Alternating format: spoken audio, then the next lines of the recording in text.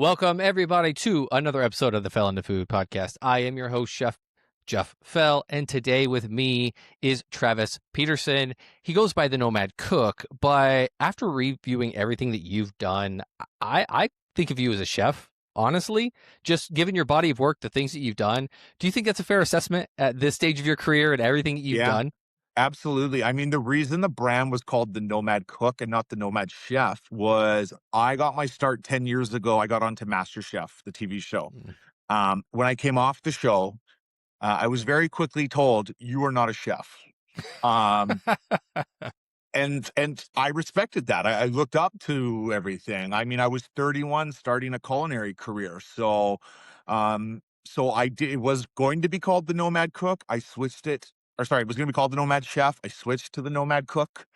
And I mean, there was definitely some imposter syndrome in those Mm. first couple years, but I mean, over 1,200 pop-up dinners, thousands of menus created. I definitely would call myself a chef now, and I think I've earned that title. And I don't require people to call me chef and stuff like that. But yeah, I mean, I'm a chef. The Nomad Cook brand is really for anybody. It doesn't have to be just for chefs.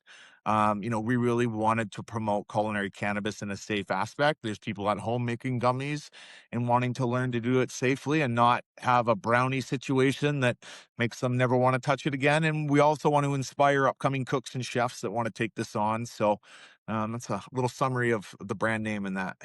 Yeah, it's super cool. I think it's really humbling that you were able to, like, after you received the feedback, you're like, you know what, I'm going to keep it this name, and then you let what I believe the title to develop to then be earned, not just you went Yeah. to school like a lot of people. Yeah. But the reason when you reached out, what was so interesting is that I'm sure you know Chris Sage. You have Yes. to know him.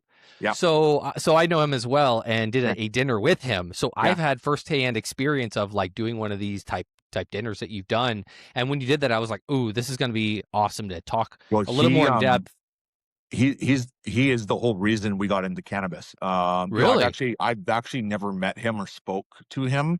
But in 2018, so I'm from Canada, Vancouver. It's where I grew up. Lived all over the west coast of Canada, up in the Pacific Northwest.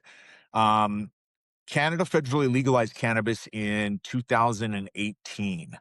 And it was March 2018. I remember exactly where I was. I was standing at a bus stop on Granville Street, and on the front page of the local North Shore newspaper was Chef Chris promoting his cannabis dinners coming to Canada in Toronto and Vancouver.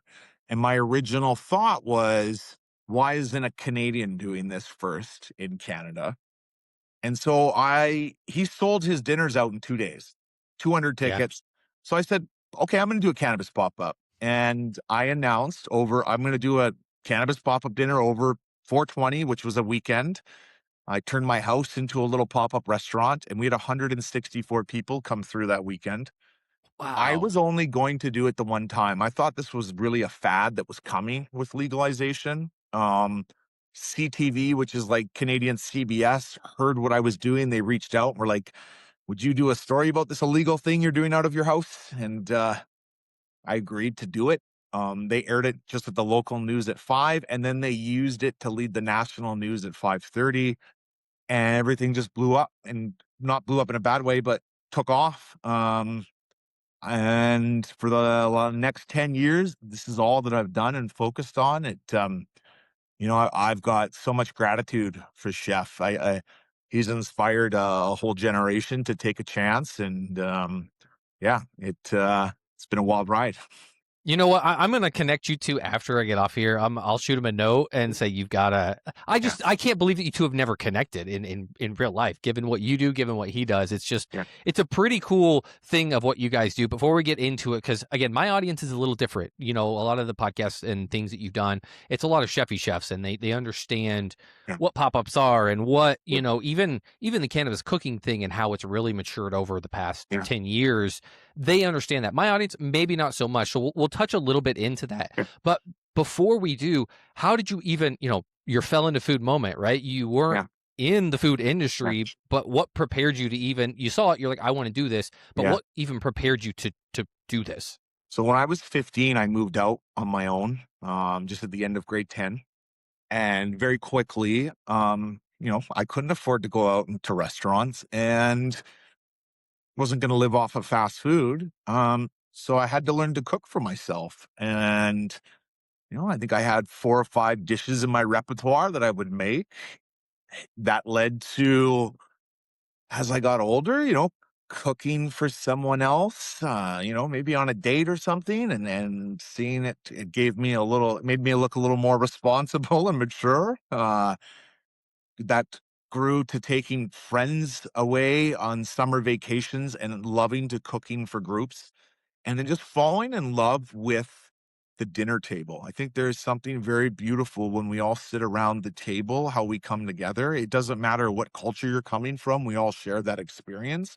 So I always really valued and appreciated that. I loved watching the reality cooking shows, and I think it was a Friday afternoon at 4 o'clock when I found the application for MasterChef. I think I was half serious when I filled it out. I was like, it would be cool, but it's not going to happen. And, Monday morning, I get the call from MasterChef and we'd like you to come audition. And it just started rolling.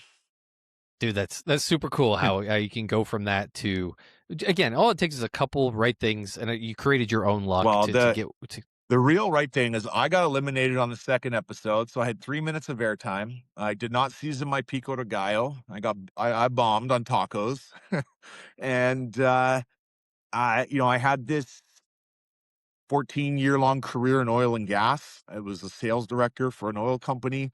Um, I had everything society said you wanted, but there was a giant hole inside of me, and forever I tried to find a way to fulfill it.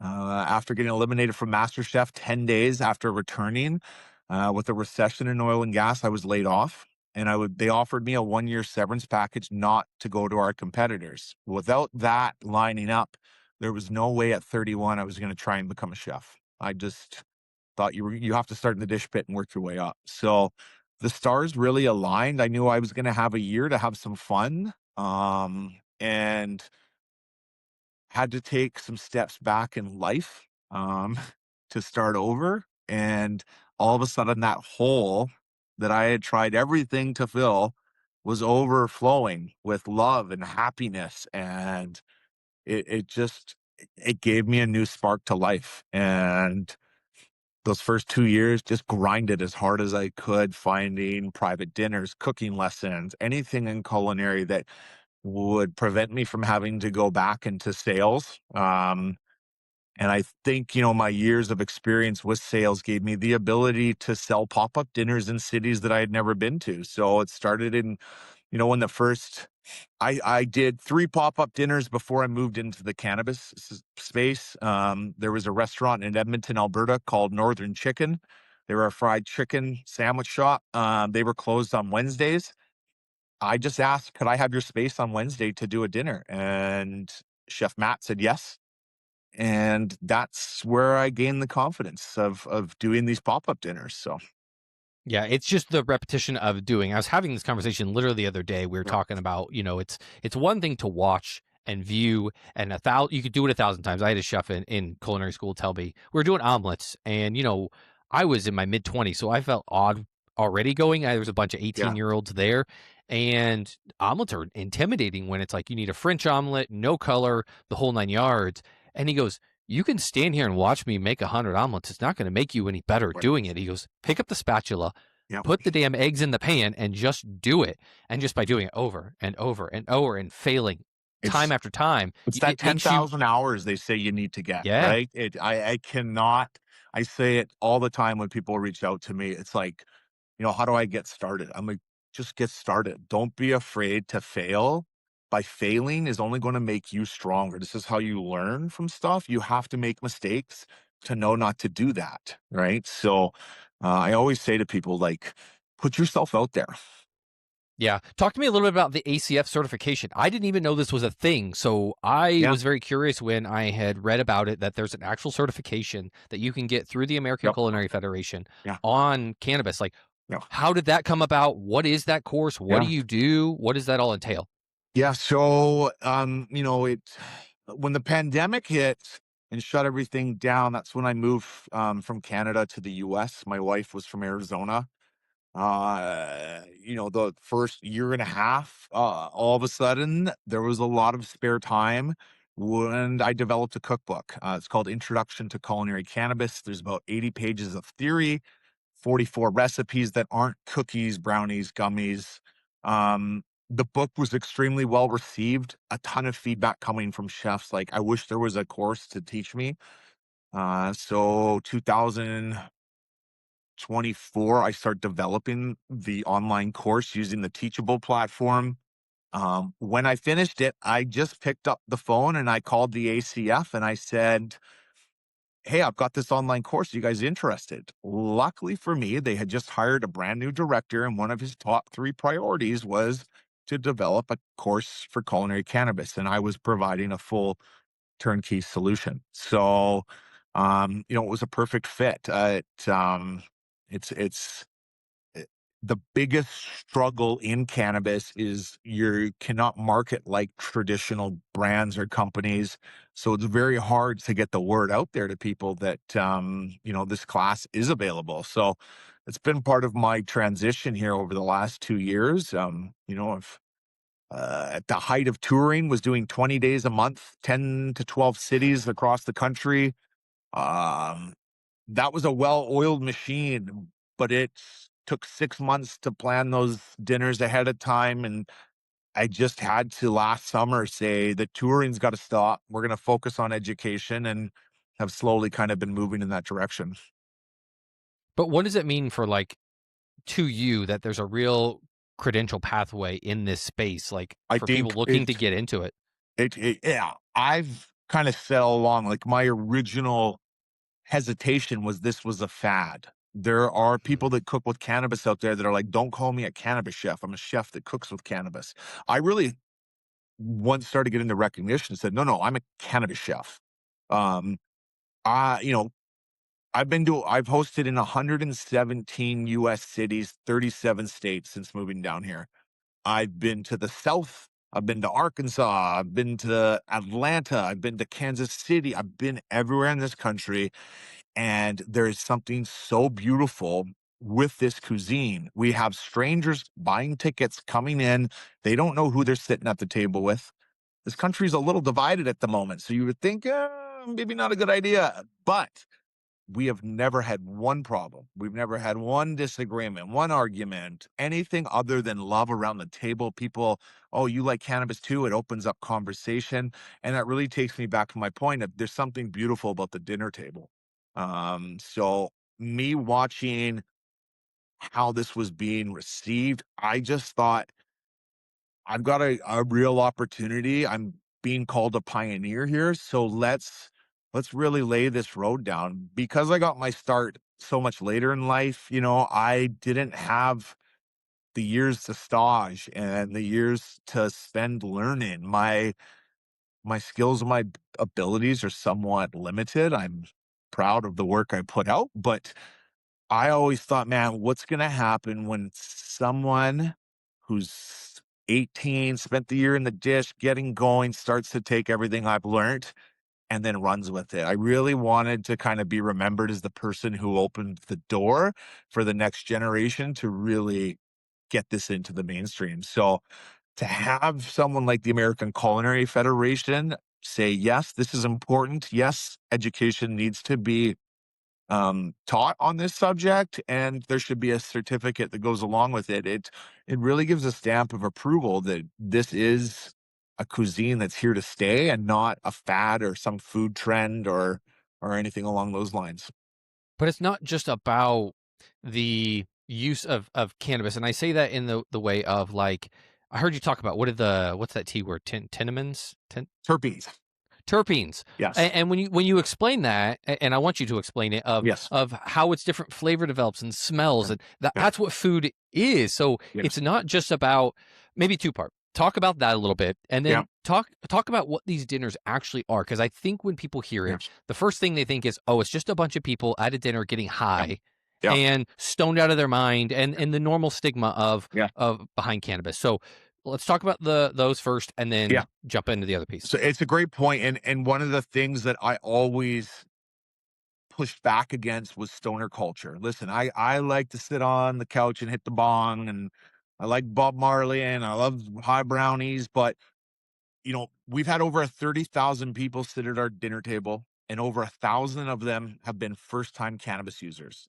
Last year, when I was in London with the Soho House, out of 92 people, 28 were first-time cannabis users.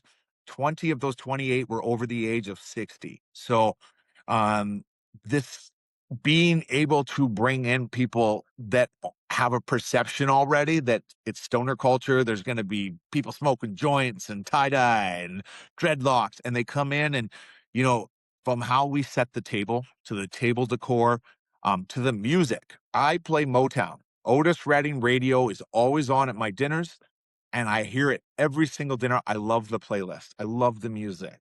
These, to me, those are dinner classics. Um, and I think we just set the scene. We have rules. When people come in, we dose everyone individually based on your own tolerance level.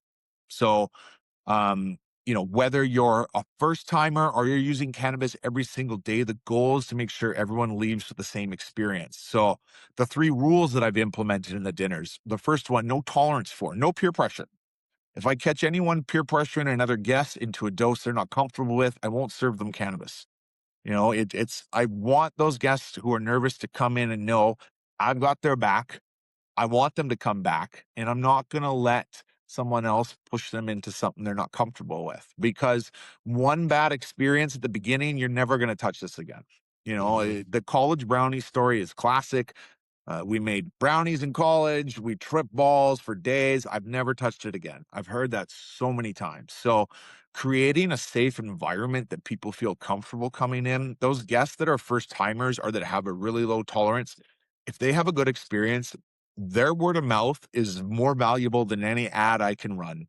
That's what brought me back to Little Rock, Arkansas for 3 times in a 10-week period, where we were seeing 80% of the guests first timers.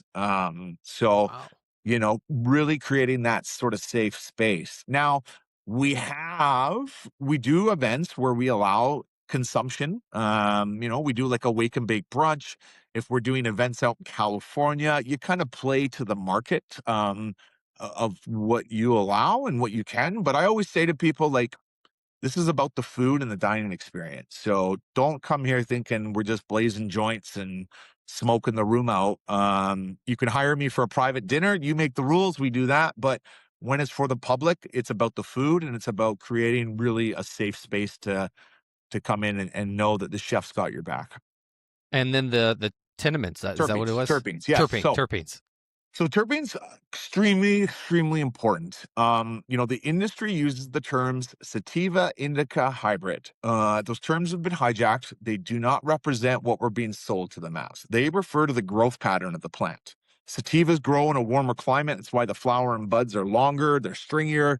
The indica plants grow in a colder climate. That's why the flowers are tighter and firmer. So why is sativa supposed to be daytime energetic, get stuff done, indica, in the couch, Cheetos, Netflix and chill? It's the terpene profiles. Terpenes are also identically found in plants, fruits, and herbs. They're not just the flavor and aroma, but they're responsible for the effects that we feel when we use cannabis. So everyone has an endocannabinoid system. We naturally produce cannabinoids in our body already, and we have these receptors. They're called a CB1 receptor and a CB2 receptor.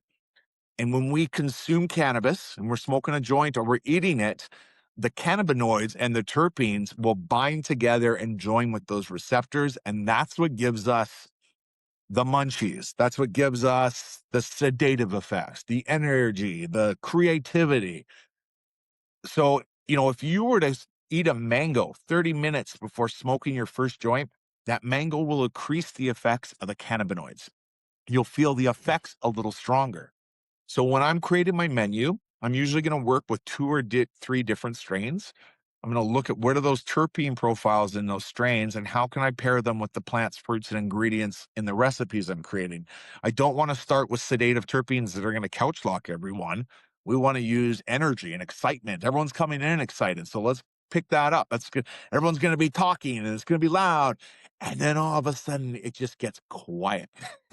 You'll have a course that goes out, the room gets quiet, people are in it. So that is the part that I always found the culinary world would really grasp onto was these terpenes, because I had a chance to eat at Alinea in Chicago, one of the top restaurants, not just in America, but around the world, 3 Michelin stars. Chef Grant was using terpenes in a dish. Now, terpenes by themselves are nothing more than flavor and aroma. They're regulated or unregulated around the whole world. You can buy terpenes anywhere. They won't do anything to you consuming them by themselves. It's when they're combined with a cannabinoid that we get what we call an entourage effect. So I always thought terpenes were going to be really exciting for the culinary world to grasp on. Now, another thing to realize is that we all react differently to terpenes. That's why, for me, my favorite strain is Super Romulan Haze. If I'm consuming that, I'm not burning out. I'm not eating too much. I'm happy. It's great for me. Someone else might try that strain and be like, it's all right. And that's just because different terpene blends have different effects on different people. So, as corny as it sounds, the way you find out where your terpene profile is you journal. Might take you 8 to 10 weeks, but every time you smoke cannabis, what's the strain name? Google quickly, what are the terpene profiles? Depending what state you live in, some states regulate that the cannabis companies actually put the terpene profiles on the canisters. So if we look at Maryland, I think Maryland's a great example of a state that is labeling those terpene profiles. California's one. California's a real developed cannabis market, so that people are educated on terpenes. These words are scientific, they're intimidating. So I can understand why the original plan was sativa indica, but it's really the terpenes you should start to learn about. Shopping on THC percentage is just a way to spend more money. 33% versus 24% is not going to be a big difference when you're consuming it, you're smoking a joint. You should really be asking, what is the terpene percentage? Because the more terpenes means you've got more trichomes on the flower. It's just that flower is more fresh. It has had the love and care put into it through its growth. Terpene percentage, if you can get over 2.5% terpenes up to 4%, that's what you want to be consuming. Nice. So when I was helping Chris at his dinner, the way that he infused, because again, people I think are still like, okay, well, Yeah. how the hell are you infusing it? Because I think the still perception is Yeah. they're just taking weed and they're just like sprinkling it on food. Yeah. Is at least is what I noticed. Because I was in Yeah. more of the kitchen, I was helping kind of run Yeah. around. He was obviously out front doing the guest speeches and all that kind of stuff. But I noticed when they were plating, is they were just dropping, and they had Yeah. labels on every plate of the microdose of how much was going on there. Is that typically how you were doing it? Or are there other ways that That's, you're I infusing mean, it into the food?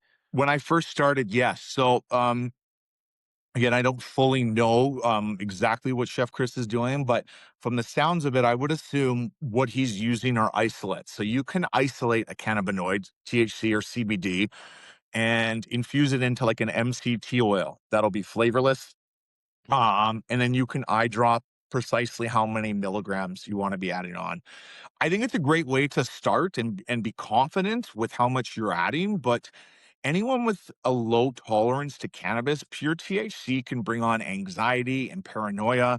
The plant actually works better together than it does by its separate parts. So I would really only be including isolates if I have guests with extremely high tolerances. The way I would go about creating my extractions full spectrum is example, I do a course called a Big Mac egg roll. We call it our pre-roll. It's usually our first bite we send out. Ground beef, American cheddar, onions, pickles in a egg roll, deep fried, on top of a little bit of lettuce, and then we make Big Mac sauce and we infuse that. So the way I would go about it, um, again, we're dosing each guest on their own tolerance level. So anywhere from 1 milligram up to 100 milligrams you can consume for the full dinner. That means every course will have one infused component. So for our first course, the pre-roll, our infused Big Mac our Big Mac sauce, I'm going to make that sauce in a large batch and then divide it up into four, put it into, have it go into four separate squeeze bottles. One of those squeeze bottles are going to have no cannabis in it. So it's going to be a zero. Then I'm going to make a batch with a low amount that maybe is like 1 milligram per tablespoon, 2 milligrams per tablespoon. Then that third bottle is going to be about a medium dose. So you're getting about 5 milligrams. And then that fourth bottle is 10. So I do that for every course. That gives me the ability to keep plate consistency, but to make sure that you're getting a dose that was built for your tolerance. So again, kind of going back to that 10,000 hours thing, and this is kind of what we teach through the ACF course is, you have to come up with a service plan before your guests come in, and you have to take your front of house through that plan on how this is going to be dosed. I need to know because I don't take my guest tolerance level until they sit down. I personally go out myself and take it, not the server. I want them to know, okay, good. The person who's adding the cannabis to the food is the one who came and asked me. I do level 1 is 5 milligrams, level 2 is 10, 3 is 25, 4 is 50, and 5 is 100. So I need to know long before my guests ever show up, how am I going to dose my level 5s, right? I'm not just going to go 20, 20, 20, 20, 20. I actually want to kind of have peaks and valleys so that you feel a little spike and then it comes down. You feel a Hmm. spike and it comes down. So I got to have a plan ahead of time. Things that you can do, get some colored elastic bands, put them around your squeeze bottles so you know what color is what dosing level and come up with that plan ahead of time. My goal is always a 90-minute service. So I can't be stopping and starting and looking and grabbing a calculator. I have to know how I'm going to get these correct dosages on the plate. I then need to make sure I walk through with the front of house staff who's bringing the plates out that they are 100% confident on table number, seat number, because I'm going off a little chart in the kitchen and I'm going to pass the plate out. Table 1, seat 1, table 1, seat 2, and have them go out and put those plates down. To the guests sitting at the table, everything looks the same. In the back end, though, there's been a lot of precision to go in to make sure that the correct dose is getting sent out. Yeah, a lot of prep work that Yep. goes into these events. This So gives I anxiety to some chefs sometimes, but I say you have to consider that every single one of your guests has an allergy. Pretty much, yeah, totally. Sure. So I was on Instagram, checking out the page. You announced the pop-ups they're wrapping up in September. It was a pretty emotional post. Yeah, I am. What went into the decision, and why is now the right time? Well, I'm coming up on full 10 years from that original MasterChef competition. I never really got started on this to be a traveling chef. That just kind of developed because people started asking me, would you come to our city and do this? Once the news piece came out that first dinner, um, it was so exciting just to be in Canada before I got to the US, getting to go to Toronto, Montreal, Ottawa. Like I was touring, like who had ever heard of that? It was so cool. I was single. I was full of ambition and just wanted to go out there and get it. 2019, I do my very first solo pop-up in San Francisco. I sell it out. I decide I'm going to come in a couple days early and enjoy some food in the city. I end up meeting my wife. That's when the pandemic came, it gave us the opportunity to move in the US. All of a sudden, I'm cooking in New York and Chicago and San Francisco. I connect with the Soho House. Now they're sending me to Paris and London, and it was surreal and wild. But 20 days a month on the road, I don't think what people recognize is we're traveling with 500 pounds of gear. I've got a sous chef with me. I've got 3 coolers. I've got luggage. Um, you know, this is still in a gray space, so I cannot promote publicly. Everything's got to be done through Instagram. We just finally had a scheduling change of cannabis from Schedule 1 to Schedule 3, but, bank accounts getting shut down, Airbnb accounts getting shut down. There were a ton of obstacles. And little by little, I think the love for doing the pop ups started to go away. Mm. And I was recognizing it. It was not awesome. I'm going to New York tomorrow. It was fuck, I got to go to New York tomorrow. w- you know, recognizing that I had a platform now to start educating is where I wanted to really move to. Um, I remember when I was a bartender and I left to go in to get into oil and gas, the hardest thing was it was the golden handcuffs. You left every night with tips, right? Yeah, that's the thing. The touring aspect can be very profitable, but once you've been to a city 5 or 6 times, it's not like you're going out to enjoy the city. It's prep work, it's setup, it's there's a lot there. So, I we moved to Miami last September. I've just been doing dinners here once a month with the odd trip to a city here and there. And um I knew it was time. And that's why I popped the phone up that day. I had a good talk with my dad before doing it. That was the stamp to do it. And I knew that if I didn't publicly say that I'm wrapping this up, I might keep going. And Mhm. without that same love behind it, the guests aren't getting the full experience. As much as the dinner is about the food, a lot of people are coming because they want to meet me. It's not just the cooking, they're being entertained. You're touching tables, you're talking with guests. And, we once did 9 dinners and 13 nights over 8 cities and 2 countries. We started in Richmond, Virginia. The next night we did Baltimore. The next night we did Manhattan. The next night we did New Jersey. The next morning I left my sous chef in Boston. I flew to London. I did a dinner in London. 2 days later, I flew back to Boston. My sous chef had everything set up and we did another 4 straight nights. Now, I was extremely proud because we nailed that tour. We had everything was prepped, ready to go and that, but it you know, I used to think, why aren't chefs touring like musicians and comedians? And because it's hard. It is very hard and taxing. And it felt like now was the time. I feel like the goal was to open the door for the next generation. I have a ton of experience and knowledge to share.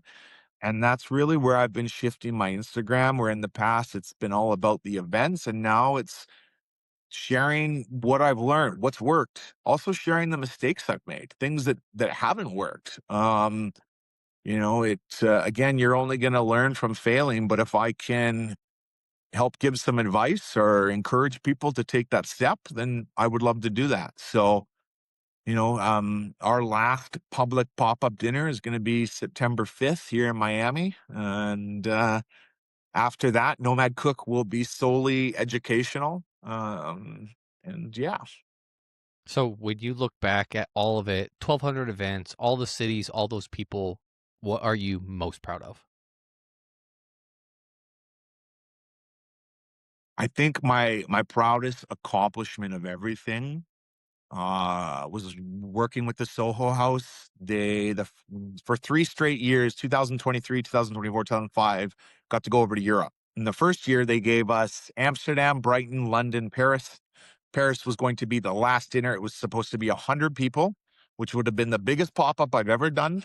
I was nervous. I mean, Paris is the mecca for food, right? An hour before we were set to start, after prepping for 100 people, I found out it was a restaurant takeover. It wasn't a pop up. I never worked the line, let alone run an expo. I was extremely scared when I found out the imposter syndrome all came back. I remember going to the washroom and looking in the mirror and being like, well, you're in it now. Like, let's go. And we banged out 103 covers in 3 hours, dosing up to 10 milligrams, having tickets coming out, telling us what's up. And it was the Paris's house most successful takeover. The feedback was great. So Wow. I'm extremely proud of that moment. But I'm really just proud of everything. There was no path. No one had ever really done this. I mean, Chef Chris had really kind of set the bar as the guy. And I just didn't know where I was going with it. I put my head down and just went. And I'm in a very reflective state right now. I'm looking back at all the people that helped, that I got to work with, all the places I've been, the companies I've worked with. I'm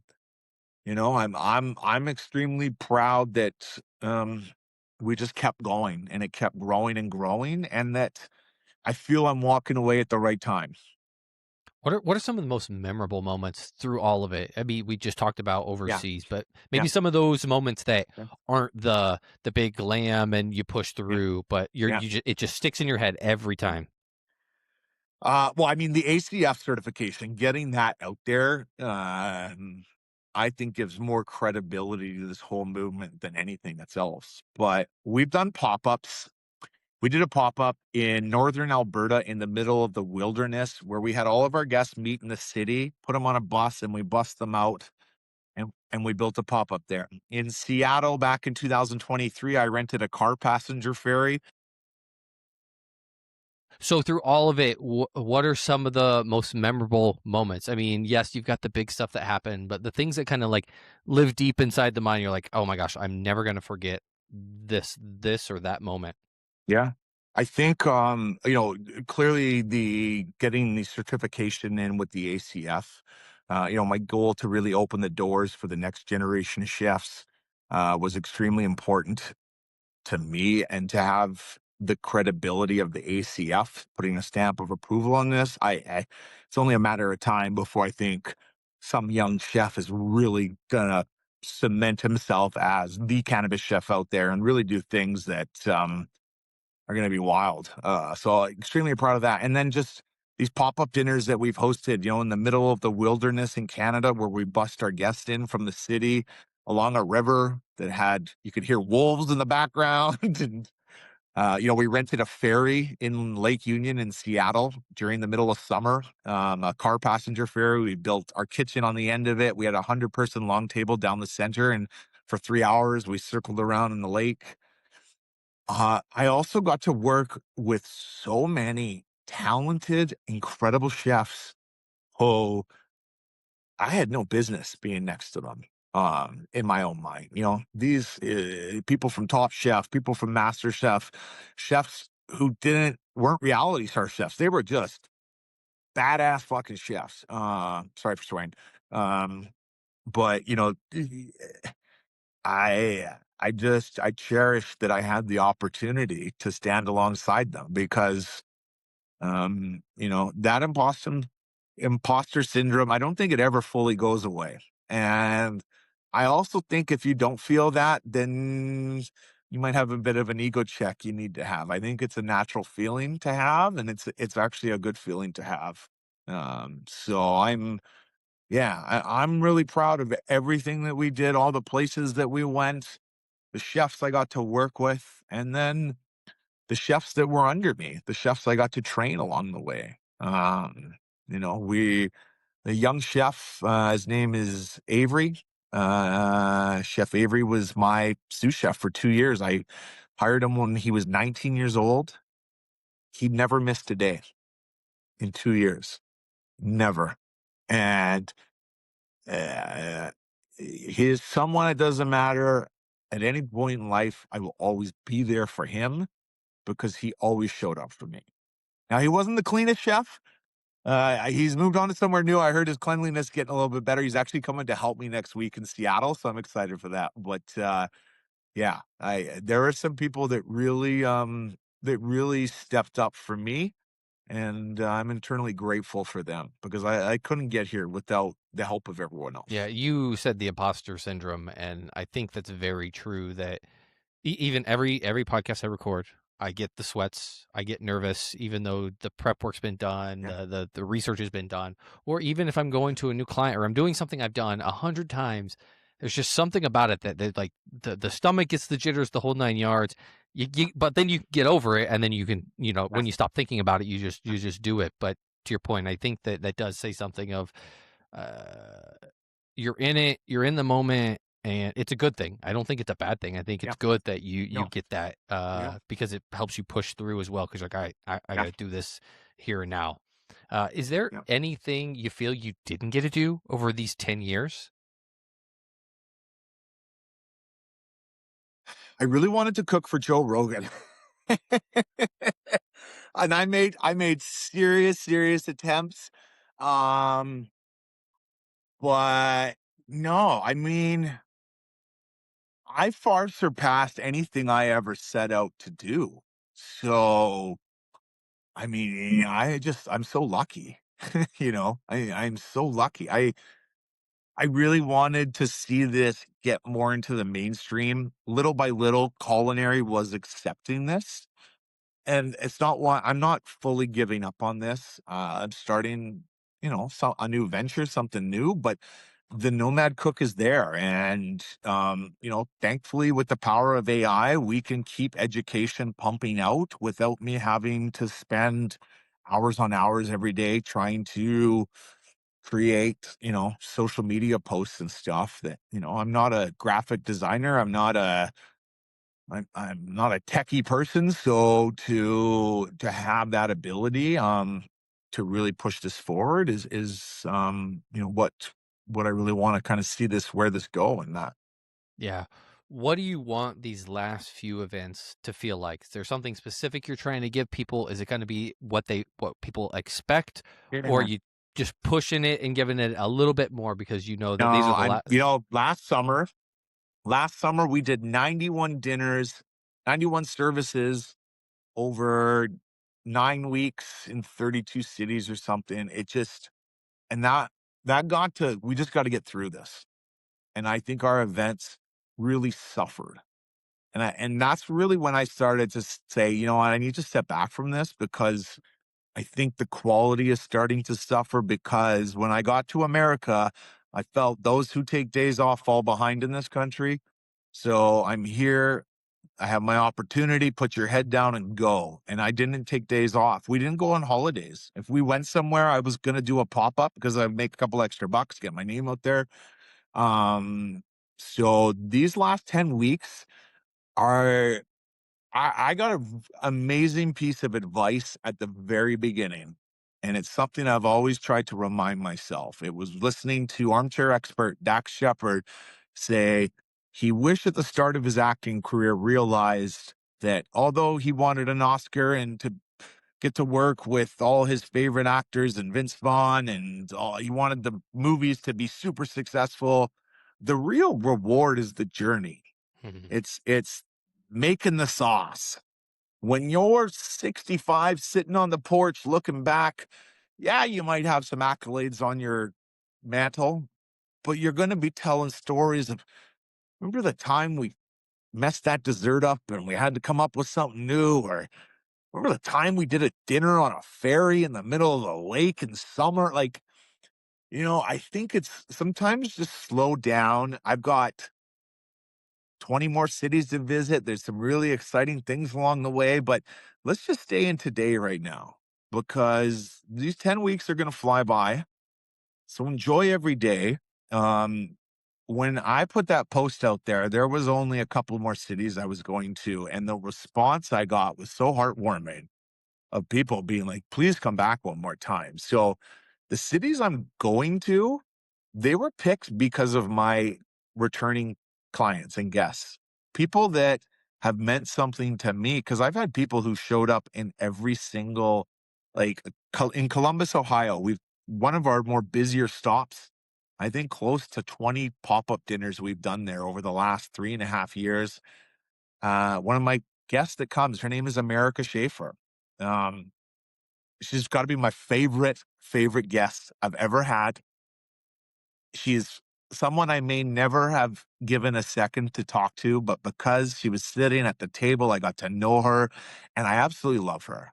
I think she's just such a special person. So when I was like, all right, we're going to do one more in Columbus. And then I've got some people in Austin that, yeah, we have to go see them. So the cities that I'm coming to, it's not because I want to come back to that city one more time. It's I want to come back Mhm. and see some guests one more time, It's always and about the people. it is so about the people. It to me, we had a group in Chicago. They came to a dinner all as strangers, and then they came back to every time as that group. They became a foodie group that did the cannabis dinner together. The very, very first dinner, we had a group that I said to my team, we need to engage this because they don't have nothing to talk about.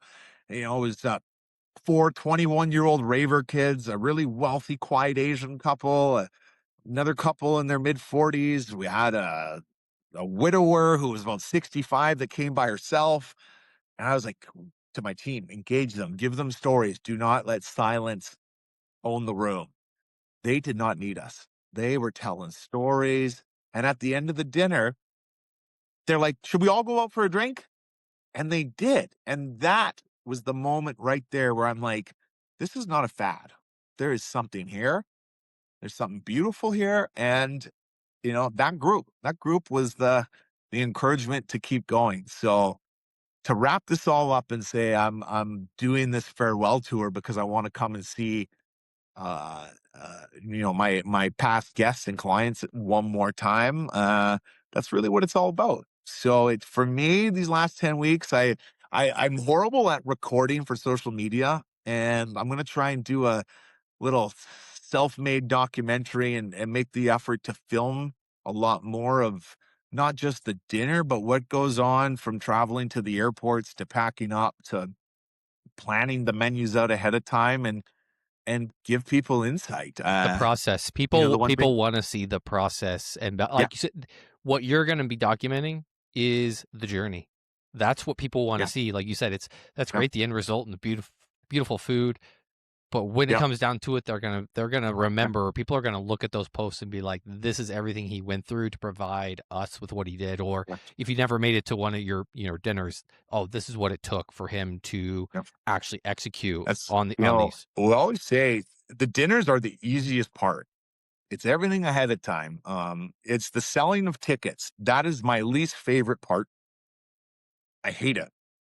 I'm getting right now about 500 DMs a day that I have to personally My answer god. because I can't post these publicly. So I will not miss that part, but I want people to kind of see the insight. It's funny. I have chefs that reach out to me and are like, "Oh, I wish I could tour." And I look at them and I go, "Man, I wish I had a steady one client who paid me every week," or "Man, I wish I had a brick and mortar to go to every day." I don't really wish that, but the grass always looks greener on the other side.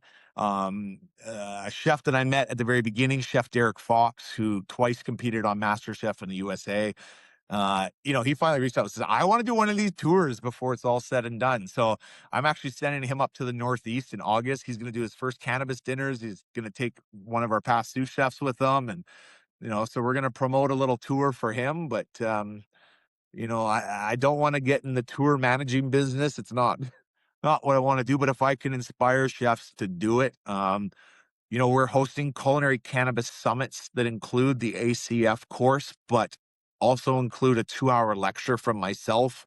We do them in person and on Zoom, and I'm teaching the business side. How do I do the pop-ups? How do I get brands to sponsor and donate products to give away? How do we find Airbnbs where we can host these dinners? What are profit margins like? What are budgets need to be like? What are some mistakes you don't want to do? And what are the safety procedures? You have to be safe. This has been gray. It's not fully legal yet. And knock on wood, I've never gotten serious trouble. And I think it's because we've always promoted safety. I mean, there are dozens and dozens of interviews and podcasts and media pieces that I've done that I'm very open. This is what I do, and this is who I am. But we've always made sure safety is our primary focus. So, um, you know, that I think allowed us to continue to grow to where we got.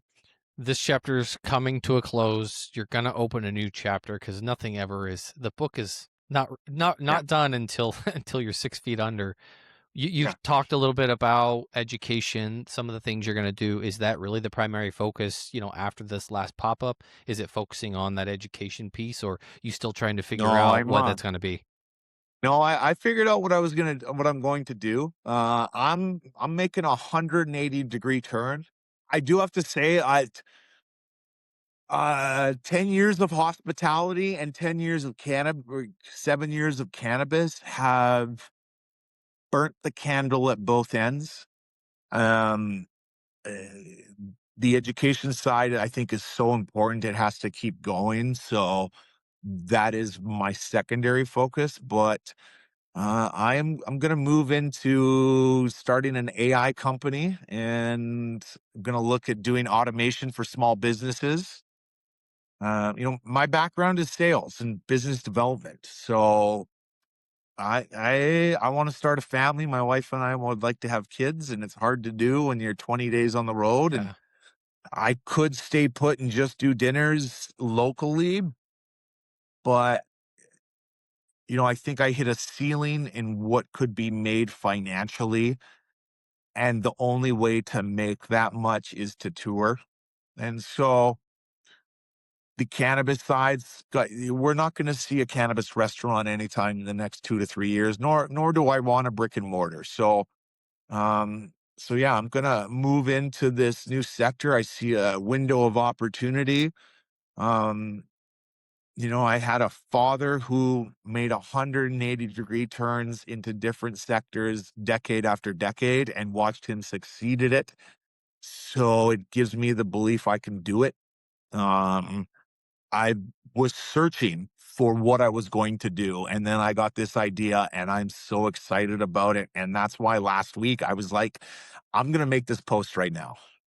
And my wife even said to me, I was surprised you did it. And I said, if I didn't, I would be popping up in October, November, and December, yep, because now it's out there. I did not expect the response I got. It was a beautiful thing to see how many people message and say it meant something to them. So that's what led to this farewell tour. And as I said, I'm excited for the next 10 weeks. I don't want to rush it. I want to slowly step through it and soak up every moment that I can. that's incredible, chef. Absolutely incredible, and proud of you for knowing Yeah, yourself enough to pivot to know that when something isn't there, like you mentioned earlier, that the passion isn't fully yeah, 100% there, that yeah, you just know rather than just grinding it out and doing yeah, it and waking up saying, yeah, fuck, I got to do this tomorrow, that let me pivot to something that is going to make me happy and going to yeah, provide me a life. Because I, just like you, I understand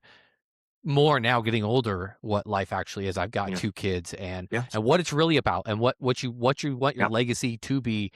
Chefs come and go. There's obviously the greats that are yeah, always remembered, but yeah, what do you want from a personal legacy for your own family and for your own yeah, life? Because we get one shot. yeah, We get one stab at this. Make the most of it.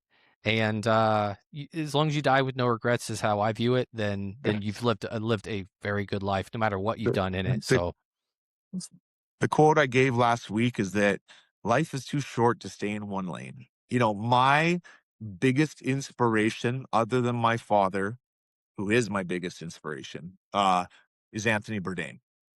Never got to meet him, only watched his shows, but man, he was a chef that really was a writer, and he made that change in his 40s. Because I remember at 31, those couple days being like, do I really start this now? Am I too late? And then I was watching Parts Unknown, and I was like, man, wait, he he found that next chapter in his life. So it's just, as I said, life is short. So if the passion's not fully there, I mean, I think of some of my favorite athletes. Some of them stayed a little too long, and some of them left what we think was too early. But they left us wanting more. And if I can leave people wanting more, hey, I mean, how many times has Jay-Z come out of retirement? Who knows what happens in 2 years?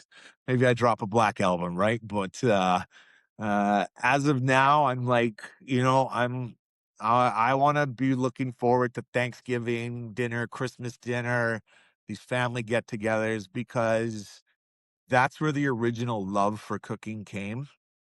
And any chef will tell you, like, it's hard to cook for yourself at home when you're cooking for people constantly. Hmm. And so I want to rekindle that love of food that has somewhat been lost. So I love it. I love it. Where does everyone go if they want to just this final hurrah, catch everything that you're yeah. doing?